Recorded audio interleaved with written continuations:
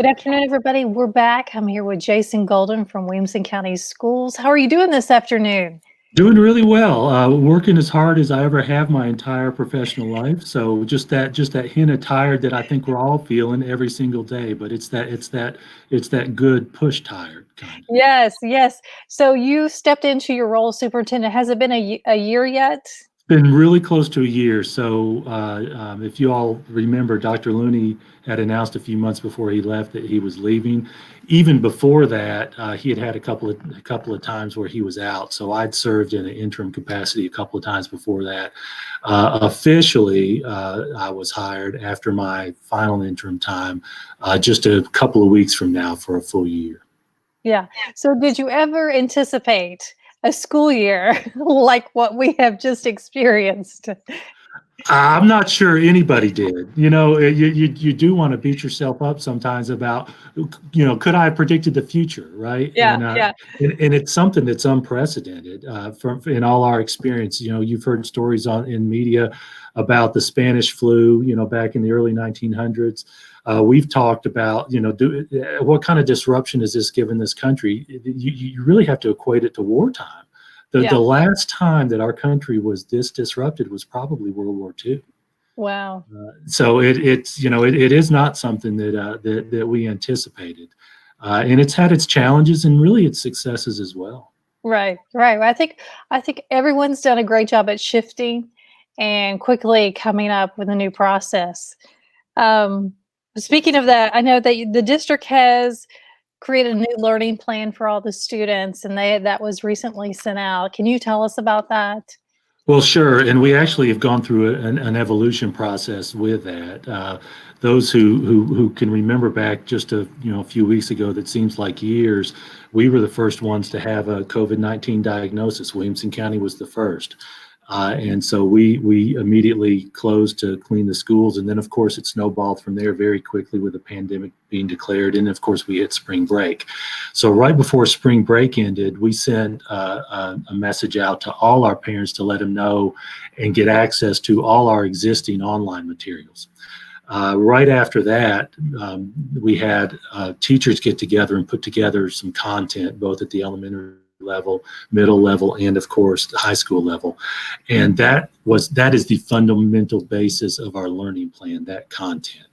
And one of the things we've done over these last few weeks is compare ourselves to our peers, find out what they're doing well, what we're doing well, and try to improve. And that basic content, that fundamental work that we've done, is something that I'm very proud of. So we put that content together. Elementary folks put together a pretty comprehensive review package. At the secondary level, we prepared content for the remaining quarter for all of our 200 plus different courses at the high school and middle school level. So with that content being put together, and of course we've been evolving and improving that as we go, we then started talking about platforms to communicate that content. And really it runs the gamut based on students' needs. Something as simple as a phone call, to email. We have Google Classroom for a lot of our classes. A couple of our schools have been experimenting with a platform called Schoology. So those who are listening to this are familiar with that. And we've worked our way up to videos where we can present instructional lessons and of course video conferencing, similar to what we're doing here. So we combined the material with those various platforms. And I'll tell you, when we started out, those platforms were not nearly as robust as they are now. At the elementary level, we did a combination of an online package plus a hard copy, and over 13,000 of our elementary parents drove to schools to pick up the hard copy. Oh, wow. It was pretty amazing. We have somewhere around 19,000 total elementary students. So at that time, that was obviously the preference for families.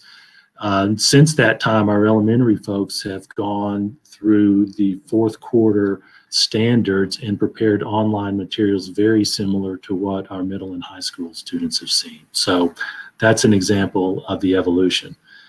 From a platform perspective, we also distributed about 4,500 Chromebooks.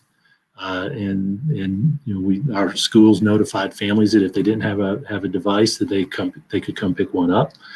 And we've done that regularly over time. A lot of families thought, you know what, I'm going to get by with what we've got now. But as we've had more events, and families have said, hey, it's great to have an extra one in the house. So we've been able to accommodate that.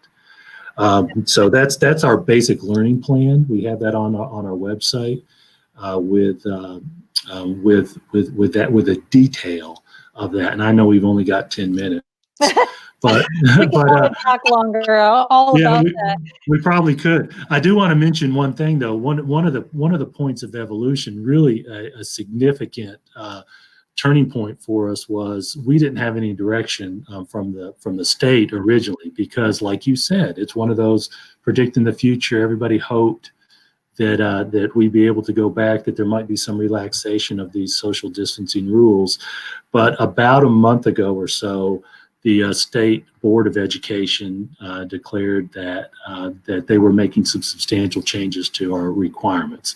The legislature had already said we can't require attendance. The commissioner of ed had already said we're going to waive all the school days that you miss. But the state board did some really significant things. One, they altered the graduation requirements for seniors, recognizing that across the state that there were some requirements that a senior might not be able to complete. But the next big thing they did was they said from the date the governor announced that schools needed to be closed, which was March 20th, that no student could have a grade lower than what they had on March 20th. But schools had the opportunity to give students that opportunity to improve their grades. So we took advantage of that. And for us, that was a turning point in our learning plan, because from what I've heard from many parents, it gave that little extra motivation for a student to do the work, so that they could have that opportunity to improve. And that's really when our interactive work really started taking off, especially at the secondary level, as folks have had that opportunity to improve their grades. Yes, my students have received that what they call it, grade improvement plan. Yes, that's right. Tell me about where you've mentioned all the plans, but tell me how students and parents, what's the expectation of communication during this time and trying to work through the rest of this? That's a great question. We've emphasized to our teachers that personal touch is extremely important. And one of the things we've been looking for is some good in this really difficult, often bad situation. And one of the opportunities we've emphasized to our teachers is that when you're in a regular class period and every minute is consumed with instruction, sometimes those opportunities to do one-on-one just aren't there, because you finished a class and you have to move on to the next one. So the emphasis to our teachers is communicate with your students and do it on an individual basis as much as possible. We've had those interactive Zooms that continue to grow. We've had those lecture style videos that we roll out, but that personal relationship with students is critically important. We really emphasize students learning the standards. Grades are important, but the reality is grades reflect how a student has learned the standards. And so our teachers have had that opportunity with individual students to work on those weak spots that they've had over the course of the year, and really have that interactive one-on-one communication, whether it's through Google Classroom or something as simple as a telephone call, email, or even that video conferencing. And we've done that as much as we can with everyone. And each student has had that opportunity, and every parent has had that opportunity based on their child's needs to get that personalized instruction, what teachers often call differentiated instruction. Yeah.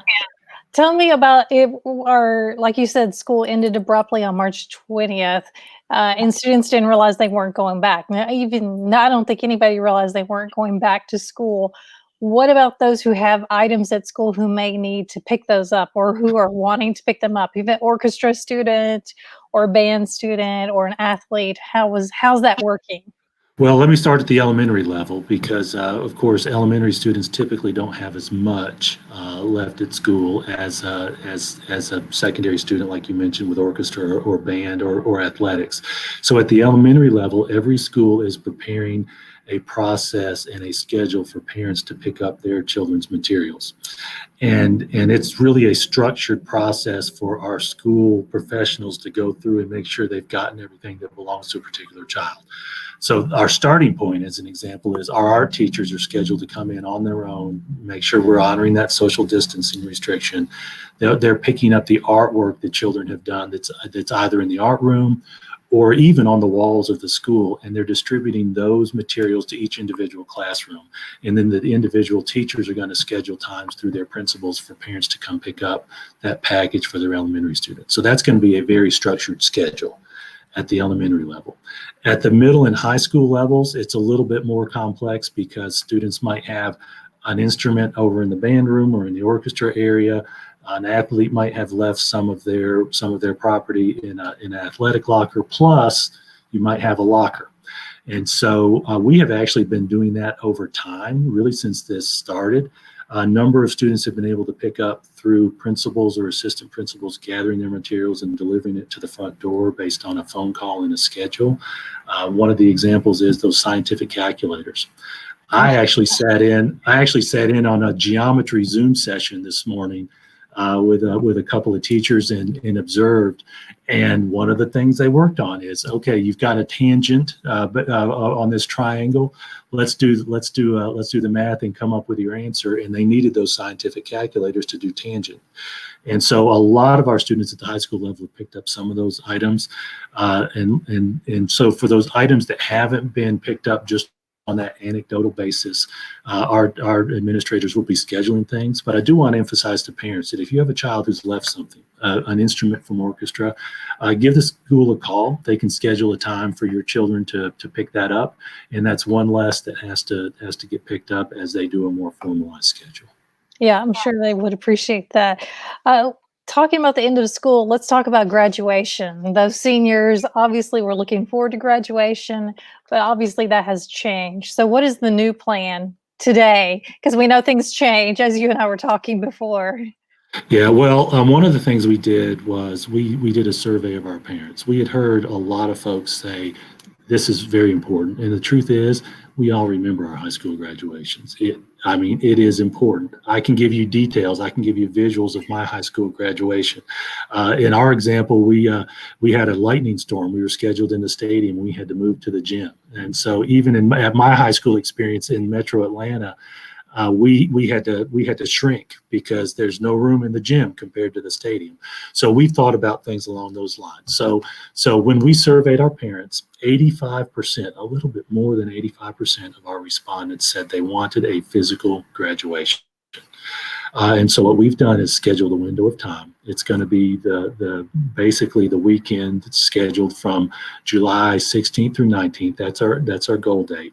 There might be one or two schools that are slightly off that time schedule for a physical graduation.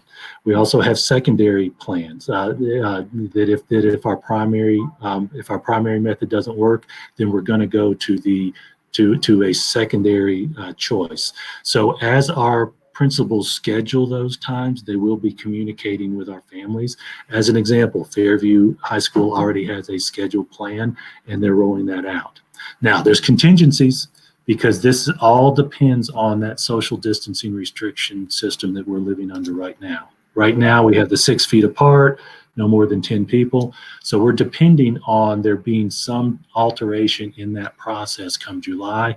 If not, we're going to have some secondary choices that appears more virtual. Yeah, that's understandable. Tell me about what is next for Williamson County Schools. Do you know what the fall might look like, or how we'll begin, or will it be delayed, or are those questions we can answer right now? Well, we don't know. It's a short answer to the future. We don't know what the future holds, but what we do know is that it could be any number of things. You know, a year ago, 2 years ago, schools weren't thinking about what if we just flat can't go to school. We did have emergency plans for what if a disaster struck one or two schools to move students from one building to the other, but this is new. So what we are doing is planning on all possibilities. And that includes planning for the possibility that we just have to be completely remote or distant learning from day one of school. That's one extreme. Of course, the other extreme is school as normal. Our hope and our plan is that even if we can't all be in the school building at the same time, that we might be able to do something in between. So we're exploring those options as well. And so the short answer is we're planning for every contingency with the hope that we can have school as normal, but planning for the worst case that we're back to where we are. Now, a big variable we don't know is what the state is going to do. I told you that story about the state saying no grades lower than March 20th, Right. and they waive school days, but we don't have any direction right now for this fall. So our plan is to structure distance or remote learning in such a way that we can count those days as actual instructional days, more than what we've been doing in Tennessee these past few weeks, just in case that's a possibility. So as a part of that, we're actually going to survey our parents next week on their internet connectivity, both whether they have Wi-Fi and how good it's working, because that's an issue for lots of folks as well. That's a threshold to us doing some of our planning. I've had a couple of parents say, oh no, does this mean we're going to be online in the fall? And again, our answer is we don't know, but we have to plan for that possibility. Yeah. Yeah. Well, I think going forward, I think everything around us is going to look a little different, whether we like it or not. But I appreciate you taking time out to talk to us. I hope that our kids get to go back to school. I know for especially those older kids, they enjoy that social engagement. So hopefully we can work that out. Well, and I know you're a Williamson County parent too. We have 41,000 students and everyone's story is unique.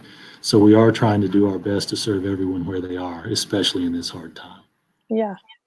Well, thanks again. We really appreciate all the information. So it sounds like there's going to be more information sent to parents soon. So be on the lookout for that. That's exactly right. That is one constant. We're going to continue to communicate as things change.